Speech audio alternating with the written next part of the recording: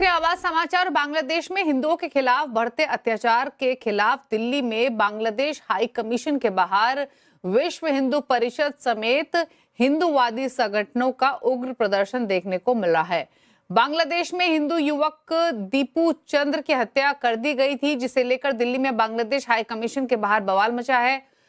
Bangladesh high commission के बाहर विश्व हिंदू परिषद के कार्यकर्ता जुटकर पीड़ित परिवार को न्याय दिलाने की मांग कर रहे हैं। इस दौरान प्रदर्शनकारियों ने पुलिस बैरिकेड को भी तोड़ दिया। और बंगाल में बांग्लादेश में हिंदुओं पर हुए हमलों के खिलाफ जबरदस्त प्रदर्शन हुआ। कोलकाता में बांग्लादेश हाई कमीशन के बाहर हिंदू संगठनों ने प्रदर्शन किया। इस दौरान पुलिस की प्रदर्शनकारियों से झड़प भी हुई। पुलिस ने प्रदर्शनकारियों पर लाठीचार्ज भी किया। एक मौका तो ऐसा आया कि प्रदर्शनकारी सड़क पर बैठ गए और पुलिस वाले उन पर लाठियां बरसाने लगे। इस दौरान कई पुलिस वालों ने प्रदर्शनकारियों को घेर लिया और उन पर खूब लाठियां बरसाई।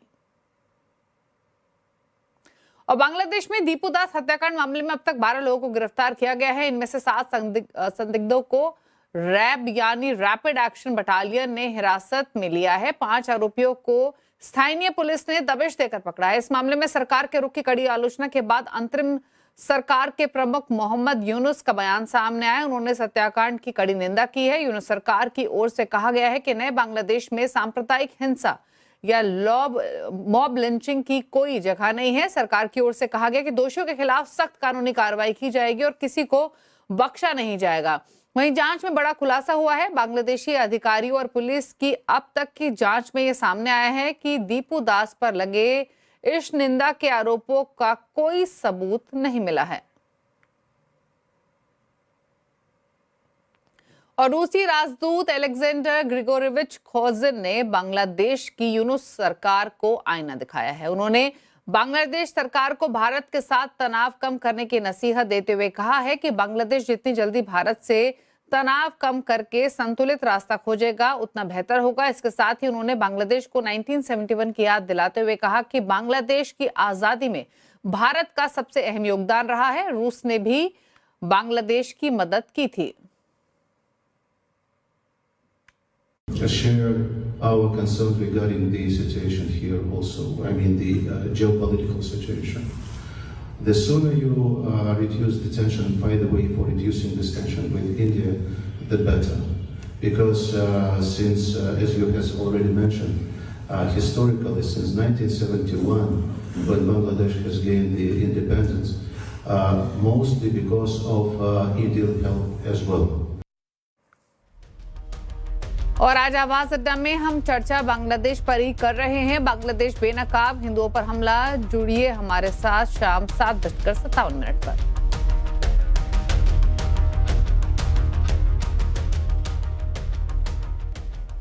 और अब बात मार्केट अपडेट की। निफ्टी वीकली एक्सपायरी के दिन बाजार में दायरे में कारोबार देखने को मिला। सेंसेक्स निफ्टी की फ्लैट क्लोजिंग हुई, वहीं mid cap flat, small cap index हल्की बढ़त पर बंद हुए। मार्केट का क्या रहा हाल बताने के लिए आशीष चतुर्वेदी हैं हमारे साथ। देखिए, निफ्टी की वीकली एक्सपायरी के दिन मार्केट में काफ़ी तेज़ उतार चढ़ाव देखने को मिला, लेकिन क्लोजिंग के समय अगर आप देखें तो ठीक ठाक मार्केट की ओवरऑल ब्रेथ देखने को मिली। दिन के दौरान आप देखें तो निफ्टी 26,200 के भी पार निकला और आज बहुत सारे सेक्टर्स ऐसे थे जहां पर आपको ज़बरदस्त एक्शन नज़र आया। सबसे पहले अगर आप देखें तो सीमेंट स्टॉक्स पर खास नज़र रखनी चाहिए। कारण ये भी है कि जिस प्रकार से अदानी समूह ने एक पूरा मेगा मर्जर अनाउंसमेंट किया है, पूरे सेक्टर पर इसका इम्पैक्ट आता है। हालांकि स्टॉक्स में देखें तो अंबुजा और एसीसी में कोई खास इम्पैक्ट नहीं था। अल्ट्राटेक में 1.5% की तेज़ी देखने को मिली, लेकिन सबसे ज़्यादा बड़ा एक्शन आपको नज़र आया रेलवे स्टॉक्स में। आज हो सकता है कि प्री बजट रैली जो है वो मार्केट में थोड़ी सी फैक्टर इन हो रही है, क्योंकि आप कोई भी रेलवे स्टॉक को देखें सिर्फ और सिर्फ बड़ी तेज़ी नज़र आई। इरकॉन है, रेलटेल, टीटागढ़, आरवीएनएल, सब में बड़े मूव नज़र आए। इसी के साथ मेटल स्टॉक्स ऐसे हैं जो लगातार मार्केट की तेज़ी में आउट परफॉर्म कर रहे हैं। आज का सेशन भी ऐसा था जहां पर एनएमडीसी स्टील को देखें, माइनिंग स्टॉक्स में आप देखें कोल इंडिया भी है, एनएमडीसी स्टील के साथ NMDC, Hindustan copper, Tata steel, Hindustan zinc, सभी में अच्छे मूव्स नजर आए। और खासतौर पर फोकस में रहा कोल इंडिया, क्योंकि यहाँ पर कुछ अच्छे टेलविंड्स नजर आ रहे हैं। इसके चलते स्टॉक में काफ़ी दिनों के बाद 400 का स्तर पार किया। चोला फाइनेंस खबरों के बीच यहाँ पर देखें तो शानदार ओपनिंग आपको देखने को मिली। वहीं पीएसयू स्टॉक्स में देखें तो काफ़ी ज़्यादा जो बीटन डाउन नेम्स है यहाँ पर अब थोड़ी सी रिकवरी के संकेत आपको देखने को मिल रहे हैं, जैसे पीएफसी है, आरईसी है और बीएमएल और एनएलसी इंडिया, ये भी हल्की बढ़त के साथ बंद हुए हैं। और जल्द ही 2025 खत्म होने को है और नया साल दस्तक देने वाला है। कैसा रहेगा बाजार के लिए नया साल, इस पे कार्निलियन एसेट मैनेजमेंट के फाउंडर विकास खेमानी से खास बातचीत की सीएनबीसी आवाज के मैनेजिंग एडिटर अनुज सिंघल ने। सुनिए। 2026 2025 से बेहतर होगा, ये मान के चलें क्या? जी, मेरा बिल्कुल मानना है कि 2026-25 से बहुत बेहतर होगा, बेहतर ही नहीं बहुत बेहतर होगा। उसका कारण ये है, पिछले 12 महीने में आप देखेंगे तो काफ़ी पॉजिटिव डेवलपमेंट भी हुए हैं। लास्ट ईयर जो एक कॉर्पोरेट अर्निंग स्लो डाउन होने का एक सबसे बड़ा कारण भी था कि हमारी एक मॉनेटरी टाइटनेस चल रही थी। पिछले गवर्नर जो थे शक्तिकांत दास साहब, उन्होंने एक सिस्टम में रुपये को डिफेंड करने के लिए नेगेटिव सरप्लस डेफिसिट क्रिएट कर दिया था। 3.5 लाख करोड़ का डेफिसिट हो गया था। फिर जनरल इलेक्शंस आए तो वहाँ पे गवर्नमेंट रिलीज पेमेंट नहीं करती है, तो उसकी वजह से भी लिक्विडिटी स्क्वीज हुई थी। लोन की ग्रोथ को उन्होंने कम किया था। अगर आप देखेंगे तो ये नए आरबीआई गवर्नर जो साहब आए हैं, उन्होंने इंटरेस्ट रेट्स को काटा है, डेफिसिट को सरप्लस कर दिया है। One of the reason of rupee depreciating is also because he wants to keep the liquidity very strong in the system. Growth oriented policies आई हैं, तो एक monetary stimulus at work है। दूसरी तरह से आप देखें तो fiscal stimulus at work है। गवर्नमेंट ने इनकम टैक्स रेट कम किया है, जीएसटी रेट्स कम किया, तो you have both monetary and fiscal stimulus at work, but it is clouded by lot of factors such as tariff war which is there, global context, currency. So मुझे लगता है कि आप जब इस बेस पे बैठे हुए और इस साल हम बहुत बड़े अंडर परफॉर्मेंस से भी बाहर हैं। अगर मैं इमर्जिंग मार्केट की भी बास्केट देखूं तो इंडिया ने बहुत बड़ा अंडर परफॉर्म किया है। तो आप वो सारे कैरेक्टरिस्टिक्स ऐसे दिशा में बताते हैं कि रिस्क रिवॉर्ड यहाँ से बेहतर है, वैल्यूएशंस करेक्ट हो गया बिकॉज अर्निंग, और मुझे लगता है कि अर्निंग की भी ग्रोथ जो है अभी यहाँ से बेटर ही रहने वाली है। ये हम पिछले 6 महीने से कह रहे हैं कि second half of 25-26 will be very good year from earning growth perspective. तो मुझे लगता है कि रिस्क रिवॉर्ड मार्केट के अंदर फेवर में है। ऑफ कोर्स जो कुछ चिंताएं हैं अंतर्राष्ट्रीय स्तर पे, जो एआई बबल फूटेगा कि नहीं फूटेगा, वो सब की चिंताएं जो हैं वो है, उनका कोई आंसर नहीं है। वो अब किसी को भी पता नहीं चलेगा कि कब वो फूटेगा। पर जहाँ तक भारतीय बाजारों की, भारत इकोनॉमी की एक स्थिति नज़र आती है, मुझे लगता है हम एक अच्छे कंफर्टेबल सिचुएशन में हैं और 26 का साल 25 के साल से काफ़ी अच्छा होने की उम्मीद है। और अब यहाँ से रुक करते हैं हमारे खास पेशकश रिवाइंड 2025 का, और इस सेगमेंट में हम 2025 में मार्केट में हुए बड़े इवेंट को कैप्चर करने की कोशिश करेंगे। किसके लिए साल कमाल रहा और कौन 2025 में रहा बेमिसाल, इस पर इस खास सेगमेंट की तरफ करते हैं रुख।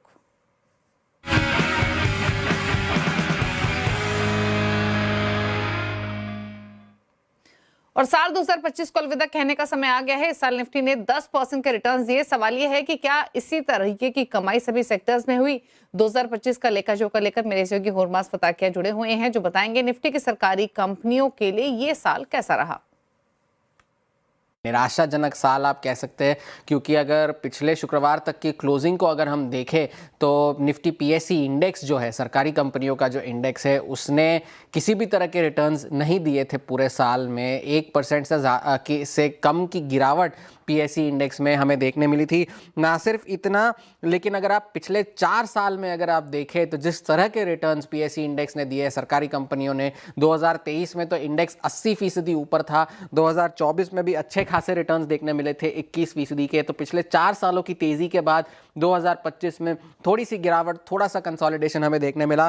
तो अब अगर सरकारी कंपनियों के इस इंडेक्स को देखें तो इस साल का सबसे बेहतरीन परफॉर्मर बीईएल रहा है, भारत इलेक्ट्रॉनिक्स, जिसने 32% की तेजी दिखाई है, और आरईसी ने 33% की गिरावट दिखाई है, जो कि सबसे खराब परफॉर्मर रहा है इस इंडेक्स का। हम आपको बता दें कि सिर्फ हम पीएससी इंडेक्स में जो 20 कंस्टिट्यूएंट्स हैं, हम उनकी बात कर रहे हैं। इस साल एक और चीज हुई है कि 5 सालों में पहली बार ऐसा हुआ है कि कोई भी सरकारी कंपनी इस साल ईयर टू डेट दुगनी नहीं हुई है वैल्यू में। अगर आप पिछले 4 सालों का लेखा जोखा देखें तो एक कंपनी तो कम से कम होती थी। 2023 तो एक रिकॉर्ड वर्ष था, तो वहां पर 6 कंपनियां हुई थी, लेकिन इस साल 12 कंपनियों ने नेगेटिव रिटर्न्स दिए हैं सरकारी कंपनियों को अगर हम देखें तो। अगर कुछ कंपनीज को अगर हम सिंगल आउट करें तो आरईसी को हम पहले लेते हैं, क्योंकि वर्स्ट परफॉर्मर रहा है इंडेक्स का। 2011 के बाद का सबसे खराब साल है इस कंपनी के लिए, क्योंकि 2023 में स्टॉक 250% से ऊपर की रिटर्न्स दिए थे, और जून 2024 में स्टॉक ने अपना टॉप बनाया था 650 का, उससे करीब आधा ये स्टॉक हो चुका है। RVNL एक और ऐसा नाम है जो इस साल कम से कम 25 से 30% की गिरावट देखने मिली है। ये अगर हम देखें तो अगर अपने जो पीक अपनी बनाई थी जुलाई 2024 में जो 650 रुपए के आसपास की थी, वहां से भी स्टॉक अब आधा हो चुका है। ये भी एक ऐसा नाम है जिसने 2023-24 में बेहतरीन रिटर्न्स दिए थे। 2023 में स्टॉक लगभग 2.5 गुना चला था और 2024 में भी एक अपना रिकॉर्ड हाई बनाने के बावजूद और वहां से गिरावट के बावजूद स्टॉक 133% चला था। तो पहली बार लिस्टिंग के बाद स्टॉक नेगेटिव रिटर्न्स देने वाला है। 2019 में RVNL की लिस्टिंग हुई थी। अगर REC के लिए ये साल खराब रहा है तो PFC के लिए भी ये साल खराब रहा है। 25% की गिरावट PFC में देखने मिली है इस साल और 4 साल में पहली बार जो है स्टॉक अपने जो है जुलाई 2024 में जो उसने टॉप बनाया था 580 का, वहां से स्टॉक 42% नीचे है। और 2023 में REC के साथ साथ PFC ने भी लगभग 250% के रिटर्न्स दिए थे। उसके बाद ये स्टॉक इस साल 25% नीचे है। IRFC एक और नाम ऐसा है जिसका हम लगभग रोज जिक्र करते थे 2023 और 2024 में। यहाँ पर भी स्टॉक में 25 से 30% की गिरावट देखने मिली है और जुलाई 2024 में जो अपना पीक उसने बनाया था 229 का, वहां से भी ये स्टॉक लगभग आधा हो चुका है। थोड़ा सा रिबाउंड हाल फिलहाल के दिनों में देखने मिला लेकिन अभी भी काफ़ी नीचे है रिकॉर्ड हाई से। और स्टॉक ने 2023 में तिगना हुआ था, 2024 में भी 50% के रिटर्न्स थे और इस साल स्टॉक पे गिरावट देखने मिली है। पावर ग्रिड एक और नाम है जो कि ज़्यादा रिटर्न्स, बड़े आउटसाइज रिटर्न्स के लिए नहीं जाना जाता। स्टॉक इस साल 16% नीचे है और ये 16% 2008 के बाद की उसकी सबसे बड़ी गिरावट है। अपने 2024 के पीक जो कि 370 रुपये के आसपास का था, वहाँ से ये 30% नीचे है। और अगर हम आउटसाइज रिटर्न्स की नहीं जो मिलते हैं, बड़े रिटर्न्स नहीं मिलते, तो वहाँ पर अगर आप देखें तो 2008 उसका सबसे खराब साल रहा है और 2023 उसका सबसे अच्छा साल रहा है। इन सभी नामों के बाद एक आखिरी नाम इस लिस्ट में है IRCTC, जबकि इन बाकी सारे जो कंपनीज ने अच्छे रिटर्न्स दिए थे, IRCTC एक अंडर परफॉर्मर रहा है और पिछले 4 सालों में ये तीसरा साल ऐसा होगा जहां पर ये स्टॉक नेगेटिव रिटर्न्स देगा। और मई में 2024 में उसने 1150 के आसपास अपनी पीक बनाई थी, वहां से ये 40% नीचे है। जैसा कि आप देख सकते हैं पिछले साल भी ये 12% नीचे था, इस साल भी ये 16% नीचे है। अगर हम एनालिस्ट कवरेज की बात करें तो रेलवे स्टॉक्स पर ज़्यादा कवरेज एनालिस्ट की है नहीं। REC PFC अभी भी कंसेंसस बाय बने हुए हैं एनालिस्ट के रेडार पर। पावर ग्रिड में भी ज़्यादातर एनालिस्ट जो है खरीदारी की राय को बरकरार रखे हुए हैं। और अगर हम रिटर्न्स की बात करें तो अगले साल ये स्टॉक्स में एनालिस्ट कम से कम 20 से लेकर के 50% के रिटर्न्स इन सारे स्टॉक्स में देख रहे हैं। तो एक फॉरगेटेबल साल रहा है, निराशाजनक साल रहा है सरकारी कंपनियों के लिए। उम्मीद यही होगी कि 2026 में यह ट्रेंड बदले। तो ये रहा पूरा लेखा जोखा PSU कंपनीज की परफॉर्मेंस कैसी रही है 2025 में। लेकिन आगे बढ़ेंगे और कुछ और खबरों की तरफ रुख करते हैं। अदानी ने ग्रुप की सभी सीमेंट कंपनियों को एक प्लेटफॉर्म लाने का ऐलान किया है और अंबुजा में ACC ओरिएंट सीमेंट का मर्जर होगा। मेगा मर्जर की क्या है डिटेल्स, ये समझ लेते हैं क्विकली।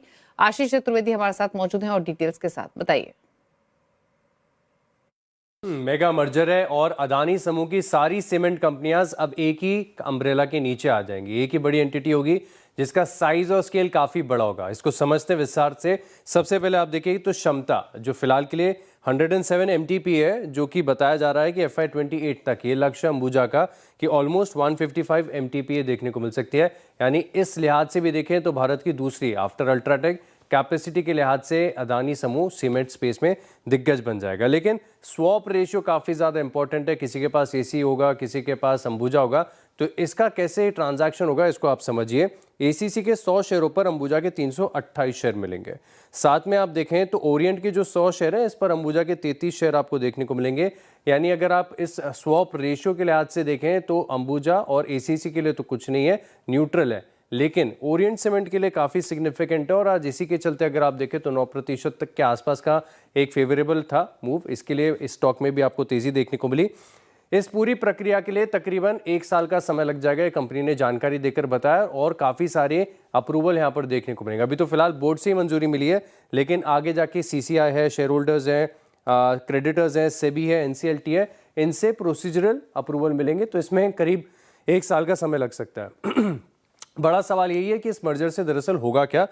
तो सिनर्जिस्टिक बेनिफिट यहाँ पर देखने को मिल सकते हैं, क्योंकि एक ही एंटिटी होगी तो कॉस्ट का बेनिफिट है, बैलेंस शीट काफ़ी मजबूत हो जाएगी और कैपेसिटी भी देखें तो एक ही बड़ी एंटिटी में आ जाएगी। अब जो कॉस्ट का बेनिफिट है, कंपनी ने क्वांटिफाई करके ये बताया है कि तकरीबन 100 रुपये प्रति टन का यहाँ पर कॉस्ट पर एक फ़ायदा देखने को मिल सकता है। एक बार फाइनेंशियल स्नैपशॉट आपको दिखा देता हूं कि एंटिटी कंबाइंड कितनी बड़ी हो जाएगी, क्योंकि सभी के फाइनेंशियल्स काफ़ी दमदार नज़र आते हैं। खासतौर पर अगर आप देखें तो ACC है, इसकी 22,000 करोड़ की टॉप लाइन है, अंबुजा की 35,000 करोड़ है, ओरिएंट सीमेंट और सांगी इंडस्ट्रीज कंपैरेटिवली छोटे हैं, और पेन्ना सीमेंट लिस्टेड नहीं है तो उसके फाइनेंशियल्स नहीं बता पाऊंगा FY25 के। लेकिन मुनाफे की भी बात करें तो बड़ा सिग्निफिकेंट है। तो बड़ी एंटिटी, सारे जो सीमेंट कारोबार है अब एक ही ब्रांड नेम के अंदर चलेंगे। ओके, तो चलिए ये बात हुई किस तरीके की ओवरऑल परफॉर्मेंस रही है। लेकिन चलिए आगे बढ़ेंगे और कुछ और खबरों की तरफ रुख कर लेते हैं और अब बात कर लेते हैं सोने चांदी की। सोने चांदी के दाम लगातार दूसरे दिन ऑल टाइम हाइस पर पहुंच गए हैं। सोना 1,38,000 रुपये प्रति 10 ग्राम हो गया है, वहीं चांदी कीमत 2,16,000 रुपये प्रति किलो के ऑल टाइम हाइस पर पहुंच गई है। क्या है कारण, बताने के लिए है हमारे साथ मनीषा गुप्ता। बताइए। जी हाँ, एक नया दिन और नया ऑल टाइम हाइज। 50 बार इस साल में सोने ने ऑल टाइम हाइज बनाए हैं और हमने ऑलमोस्ट $4,500 प्रति आउंस के लेवल्स यहाँ पर बनते हुए देखे हैं। इस साल सोने ने 70% रिटर्न्स आपको दिया है और 1979 के बाद ये पहला ऐसा साल है जब इतनी ज़्यादा तेज़ी सोने में बनती हुई नजर आई है। भारतीय बाजारों की बात करें तो 1,38,000 रुपये प्रति 10 ग्राम के लेवल्स यहाँ बनते हुए नजर आए हैं। एक तो जियोपॉलिटिकल टेंशंस हैं, फिर चाहे वो US वेनेजुएला है, ईरान इजराइल है, रशिया यूक्रेन है, इसका फ़ायदा यहाँ पर सोने ने उठाया। दूसरी बात, US के इंटरेस्ट रेट्स में कटौती इस साल तो रही, अगले साल और आएगी, इसका फ़ायदा भी सोना ले रहा है। तीसरी बात, यहाँ पर बहुत स्ट्रॉन्ग डिमांड है, फिर चाहे वो सेंट्रल बैंक्स की तरफ से हो, ETFs की तरफ से हो, पोर्टफोलियो डाइवर्सिफिकेशन के तौर पर रिटेल मार्केट से हो, ये भी यहाँ पर काफ़ी सपोर्टिव रहा। और फिर चौथी बात ये है कि बाज़ार को लगता है कि जिस तरह का ग्लोबल डेट है, करेंसी डिबेसमेंट है, उस सब का फ़ायदा भी यहाँ पर सोने में आता हुआ नजर आया है। इक्विटी ने आपको इतने स्ट्रॉन्ग रिटर्न्स नहीं दिए जितने सोने ने दिए हैं और माना जा रहा है कि लोग यहाँ पर काफ़ी देरी से आए हैं और एक लंबी होल्डिंग यहाँ पर सोने में बरकरार रह सकती है। वेल, चांदी ने तो सोने को भी आउट परफॉर्म किया है 140-142% रिटर्न्स के साथ। तो चांदी $70 प्रति आउंस पर अंतर्राष्ट्रीय बाजारों में है और भारतीय बाजारों में 2,15,000 रुपये प्रति किलो के लेवल्स हम यहाँ पर निकाल चुके हैं। यहाँ पर जो सोने के लिए सारे फंडामेंटल्स हैं वो तो हैं ही, लेकिन साथ ही साथ इंडस्ट्रियल डिमांड बहुत स्ट्रांग है, इन्वेस्टमेंट डिमांड बहुत अच्छी है। बहुत सारी चांदी US में बैठी है क्योंकि US वालों को लगता है कि 15% टैरिफ ना लग जाए, तो उसके पहले बहुत सारा स्टॉक वहाँ पर इकट्ठा कर लिया गया है। तो वो चांदी यूज़ में नहीं है लेकिन वहाँ पर स्टॉक होके पड़ी है, बहुत ईजिली अंतर्राष्ट्रीय बाज़ारों में नहीं आ रही है। तो इसका हमने एक स्क्वीज़ बनता हुआ देखा जिसका प्रीमियम चांदी के प्राइसेस में है। साथ ही साथ ETF की डिमांड काफ़ी स्ट्रॉन्ग है यहाँ पर। और पिछले 10 सालों की बात की जाए तो माइन सप्लाई करीबन 80 मिलियन आउंसेस से गिरी है, वो भी यहाँ पर प्राइसेस में देखने को मिल रहा है। US ने यहाँ पर चांदी को क्रिटिकल मिनरल लिस्ट में डाल दिया है, उसका भी एक सेंटिमेंट पॉजिटिव आया। और साथ ही साथ काफ़ी सारे जो हेज फंड्स थे, बैंक्स थे, वो चांदी में शॉर्ट करके बैठे थे या चांदी में उनका कोई एक्सपोजर ही नहीं था, तो वो भी जैसे जैसे चांदी में आते गए प्राइसेस में ये नज़रिया हमें देखने को मिला। और यहाँ से भी एक्सपेक्टेशन है कि जी हाँ, एक मुनाफा वसूली ज़रूर आ सकती है क्योंकि भाव बहुत चढ़ चुके हैं, लेकिन डिप्स पे खरीदारी की राय अब भी बरकरार। रुक करते हैं कुछ और खबरों का। और ग्राहकों के लिए कंज्यूमर कोर्ट में केस दाखिल करना और शिकायतों का समाधान आसान होने जा रहा है। नेशनल कंज्यूमर डे पर सरकार ई जागृति प्लेटफॉर्म में बड़े बदलाव की तैयारी कर रही है। उपभोक्ता को क्या फायदा होगा, बता रहे हैं हमारे संवाददाता असीम मनचंदा। बताइए। 24 दिसंबर को राष्ट्रीय कंज्यूमर दिवस होता है और इस कंज्यूमर दिवस के ऊपर सरकार ग्राहकों को एक बड़ा तोहफा देने की तैयारी कर रही है। दरअसल सरकार ई जागृति पोर्टल को पूरी तरह से रिवैम्प करने की तैयारी कर रही है। कॉन्फोनेट 2.0 यहाँ पर लॉन्च किया जाएगा। इस पोर्टल के जरिए कोई भी उपभोक्ता किसी भी, अगर उसको किसी गुड्स या सर्विसेज के अंदर किसी भी तरह की कोई शिकायत है तो वो इसके जरिए आसानी से यहाँ पर लड़ सकता है। यहाँ पर उसको अपना लॉगिन करना पड़ेगा, केस रजिस्टर करना पड़ेगा और ऑनलाइन पेशी के जरिए इस केस की सुनवाई की जाएगी। ऑनलाइन आप उस केस की फीस भर सकते हैं और ऑनलाइन ही आपको जजमेंट घर बैठे ही मिल जाएगा। बहुत सारे NRI इस सेवा का फायदा ऑलरेडी उठा रहे हैं और सरकार इसको पूरी तरह से बदलाव करने की तैयारी कर रही है। इसको आर्टिफिशियल इंटेलिजेंस, मशीन लर्निंग से जोड़ करके इस पूरे पोर्टल की प्रक्रिया को आसान बना दिया जाएगा, जिससे कि आप अपने केसेस का जो रियल टाइम अपडेट है उसको आपको मिल पाएगा। आप देख पाएंगे पुराने केसेस में किस तरह का जजमेंट दिया गया था और बहुत सारे केसेस यहाँ पर रिजोल्व आसानी से हो रहे हैं। अगर मैं पिछले 1 साल की बात करूं तो करीबन यह इस पोर्टल के जरिए 1,31,000 केसेस जो हैं उनको यहाँ पर लॉगिन किया गया और 1,30,000 के आसपास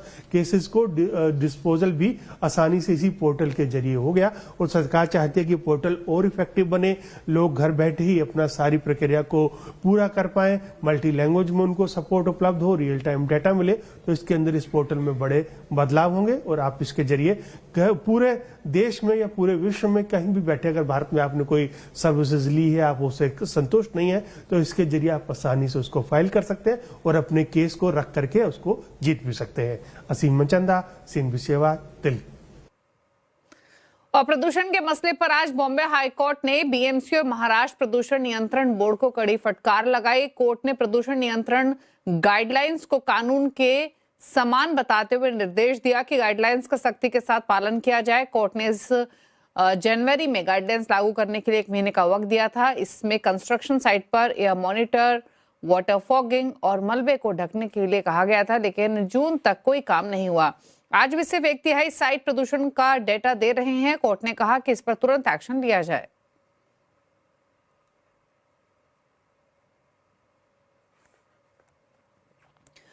और दिल्ली NCR में हवा फिर से गंभीर श्रेणी में पहुंच गई है। राजधानी का औसत AQI 400 के पार है। आनंद विहार, नेहरू नगर जैसे इलाकों में हालात और ज्यादा खराब हैं। ज्यादा जानकारी के लिए बात करते हैं संवाददाता रोहन सिंह से। रोहन, बताइए किस तरीके के मौसम के मिजाज आज दिल्ली के?